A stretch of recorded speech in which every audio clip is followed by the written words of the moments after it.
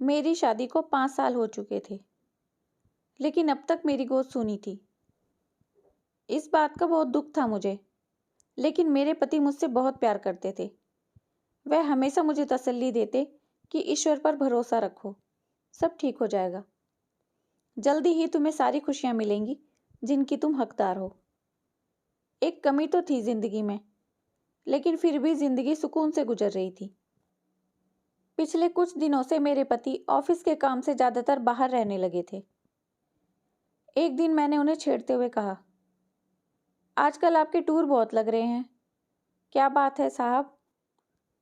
वह बोले, क्या करूं, नौकरी का सवाल है, नहीं तो तुम्हें छोड़कर जाने का मन बिल्कुल भी नहीं करता है। रजित ने भी हंसी का जवाब हंसी में दिया। पहले तो ऐसा नहीं था, फिर अचानक इतने ज्यादा टूर क्यों हो रहे हैं? आप जानते हैं ना, मैं घर पर अकेली रहती हूं। अकेले घर काटने को दौड़ता है मुझे। इस बार मैंने संजीदगी से पूछा। तो क्या करूं, घर बैठ जाऊं? रजित को गुस्सा आ गया। इसमें इतना गुस्सा होने वाली क्या बात है? मैं तो यूं ही पूछ रही थी। वह बोले, जैसा कंपनी कहेगी वैसा करना ही पड़ेगा मुझे। मैं हम दोनों के लिए ही यह सब कर रहा हूं, और तुम मुझ पर ऐसे शक कर रही हो जैसे मैं किसी से मिलने जाता हूं। अरे मैं तो मजाक कर रही थी। हद होती है मजाक की भी। तुम्हारे मन में ऐसे ऐसे ख्याल आ जाते हैं जिनका कुछ मतलब नहीं होता। अच्छा बाबा, माफ कर दो। मैं तो इसलिए कह रही थी कि ऑफिस से कुछ दिन की छुट्टी ले लो, हम कहीं बाहर घूमने चलते हैं। मैं अपनी सफाई पेश कर रही थी। ठीक है, देखते हैं, रजित ने कहा।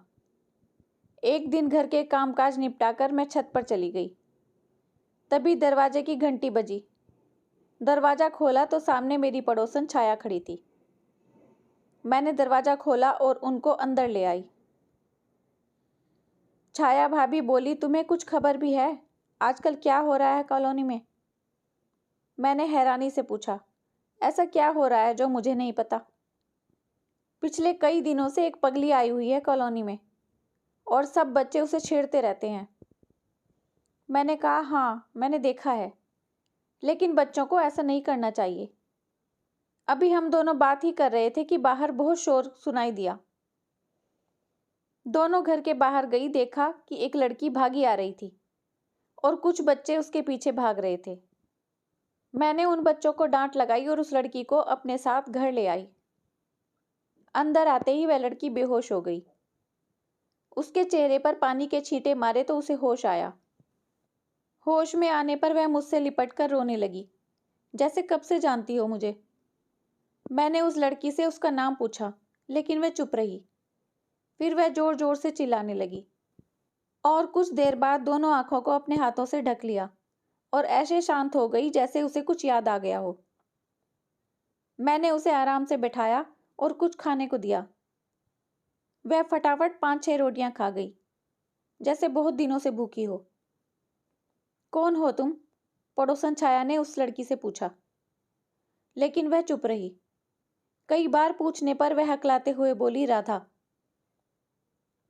पता नहीं यहाँ कहाँ से आ गई है, अब इसे यहाँ से जाने को कह दे रमा, छाया भाभी ने मुझे सलाह दी। कैसी बातें कर रही हो भाभी? कुछ देर आराम कर ले, फिर जाने को कह दूंगी, मैंने भाभी से कहा तो वह बोली, मैं कह रही हूं कि ऐसे लोगों से दूर ही रहना चाहिए। छाया भाभी ने अपनी तरफ से बहुत कोशिश की मुझे समझाने की, लेकिन मेरे तर्क के सामने वह चुप हो गई। मैंने कहा, भाभी मैं इसे ऐसे कैसे छोड़ सकती हूँ? आपको पता है कि मैं एक एनजीओ के साथ काम कर रही हूँ। मैं उनसे बात करूंगी इसके बारे में, आप परेशान ना हो।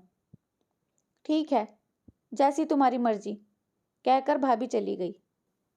भाभी को छोड़कर मैं वापस आई तो देखा कि वह लड़की कमरे के एक कोने में दुबकी हुई सी बैठी थी। मैंने उसे आवाज लगाई, राधा। वह कुछ नहीं बोली, बल्कि और सिमट कर बैठ गई। मैं उसके पास गई और पूछा, राधा नाम है ना तुम्हारा? उस लड़की ने धीरे से अपना सिर हाँ में हिला दिया। मैंने उसे कहा, देखो डरो नहीं, बताओ तुम यहाँ कहाँ से आई हो, हम तुम्हें तुम्हारे घर पहुंचा देंगे। वह लड़की इतना ही बोली, मेरा कोई घर नहीं है बीवी जी। मुझे बड़ी हैरानी हुई कि यह तो कहीं से पागल नहीं लग रही है। अचानक उस लड़की ने मेरे पैर पकड़ लिए। मुझे उसका बदन गर्म लगा, ऐसे लगता था जैसे उसे बुखार हो। अच्छा ठीक है, आज की रात तुम यहीं रह जाओ, कल मैं तुम्हें अपनी संस्था में ले जाऊंगी। बीवी जी, मुझे आप अपने पास रख लो, मैं आपके घर का सारा काम करूंगी। इतना कहकर वह फिर से रोने लगी। अच्छा अच्छा, आज तो तुम यहीं रहो, फिर कल की कल देखेंगे। रचित उस रात को काफी देर से आया था, इसलिए उसे उस लड़की के बारे में कुछ पता नहीं था। जब मैंने लड़की के बारे में बताया तो रचित ने साफ शब्दों में कह दिया, इसको अभी निकालो यहाँ से, पता नहीं कौन है, कहाँ से आई है। अच्छा ठीक है, लेकिन आज रात तो उसे यहीं रहने दो, सुबह मैं उसे अपनी संस्था में ले जाऊंगी। अगले दिन रचित बोले, शाम को जब मैं घर आऊं तो मुझे यह घर में नहीं मिलनी चाहिए। इतना कहकर वह ऑफिस चले गए। लड़की को तेज बुखार था, इसलिए मैं उसे संस्था नहीं ले जा सकी। रात को रचित ने पूछा, वह लड़की चली गई? मैंने बताया नहीं, उसे बहुत तेज बुखार है और ऐसी हालत में लड़की कहाँ जाएगी? अगर वह मर गई तो? मुझे नहीं पता, कहते हुए रचित मुंह फेर कर सो गए। सुबह जब रचित ऑफिस जाने लगे तो देखा कि वह लड़की बेहोश पड़ी थी। पता नहीं क्यों रचित उसे देखकर हैरानी में पड़ गए। बोले, शायद तुम ठीक कह रही हो, अगर ये यहाँ से गई और मर गई तो क्या होगा? ऐसा करते हैं, जब तक यह ठीक नहीं हो जाती अपने पास ही रख लेते हैं। ऐसे ही आजकल करते करते कई दिन हो गए और राधा वहां से न जा सकी। मैं उसके बारे में अब तक सिर्फ इतना ही जान पाई थी कि वह एक पहाड़ी लड़की थी। मैंने कई बार पूछा, तुम्हें यहाँ कौन छोड़ गया है? मेरे गांव के कई लोग यहाँ फेरी लगाने आते हैं, उन्हीं लोगों के साथ मैं भी आ गई। देखो, अगर तुम हमें अपने गांव का नाम पता बता दोगी तो हम तुम्हें वहां पहुंचा देंगे। उसने कहा, मैं पहली बार अपने गांव से बाहर निकली हूं और मुझे तो यह भी नहीं पता कि मेरे गांव का क्या नाम है। पता नहीं वह सच बोल रही थी या झूठ। कभी मुझे उसकी बात पर भरोसा हो जाता तो कभी नहीं। राधा को आए हुए कुछ ही समय बीता था कि मुझे पता चला कि वह मां बनने वाली है। मैं हैरानी में पड़ गई कि अब क्या करें। मैंने राधा से पूछा कि यह सब क्या है, कौन है इस बच्चे का पिता? लेकिन राधा का एक ही जवाब होता, बीवी जी, मुझे नहीं पता, शायद पागलपन के दौरे में मेरा किसी ने फायदा उठा लिया होगा। तू याद करने की कोशिश तो कर, शायद याद आ जाए। नहीं बीवी जी, मुझे सचमुच कुछ याद नहीं, क्योंकि जब मुझे दौरा पड़ता है तो उस वक्त की सारी बातें मैं भूल जाती हूँ। मुझे कुछ भी समझ नहीं आ रहा था कि मैं क्या करूं। मैंने रचित से बात की राधा की हालत के बारे में, पर यह सब सुनकर वह भड़क उठा। मैंने पहले ही कहा था कि इस झंझट में मत फंसो। तो क्या करें अब? उसे घर से निकाल दें? अब क्या घर से निकालोगी, रहने दो। मैंने अपने पड़ोसियों से बात की, सबकी यही राय थी कि उसे फौरन घर से निकाल देना चाहिए, लेकिन मैं उसे घर से जाने के लिए एक बार भी नहीं कह पाई।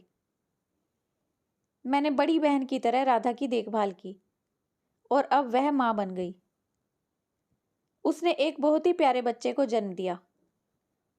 उस बच्चे को देखकर मुझे मातृत्व का एहसास होता था।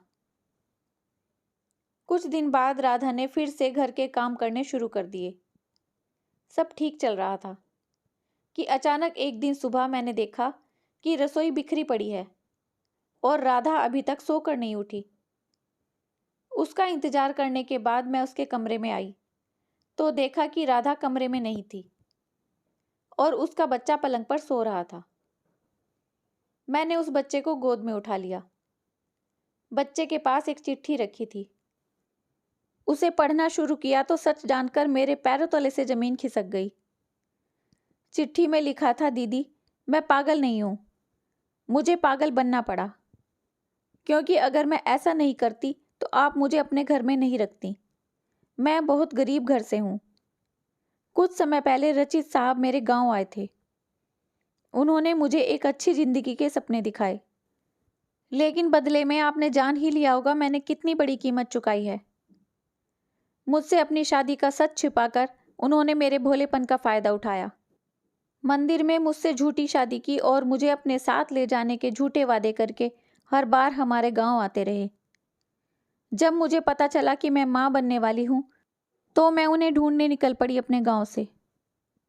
यहां आकर जो सच सामने आया, उसे सुनकर मेरी रूह कांप गई। मैं इस बच्चे के साथ वापस गांव नहीं जा सकती थी, और उसके बाद जो हुआ वह सब आपके सामने है। दीदी, मैंने साहब को मजबूर किया था कि अगर वह मुझे अपने घर में नहीं रहने देंगे तो मैं आपको सब सच सच बता दूंगी। साहब जैसे भी हैं, लेकिन वह अपना घर तोड़ना नहीं चाहते हैं। अगर मैं चाहती तो आपके घर में रह सकती थी, लेकिन मैं जानती हूं कि सच ज्यादा दिनों तक छिपाया नहीं जा सकता।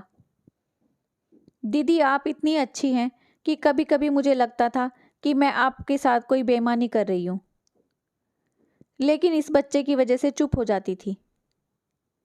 अब ये आपका बच्चा है, आप जैसे चाहें इसकी परवरिश कर सकती हैं। मैंने साहब को माफ़ कर दिया है, आप भी उनको माफ़ कर दो। ये पढ़कर मानो आसमान से नीचे गिर पड़ी मैं।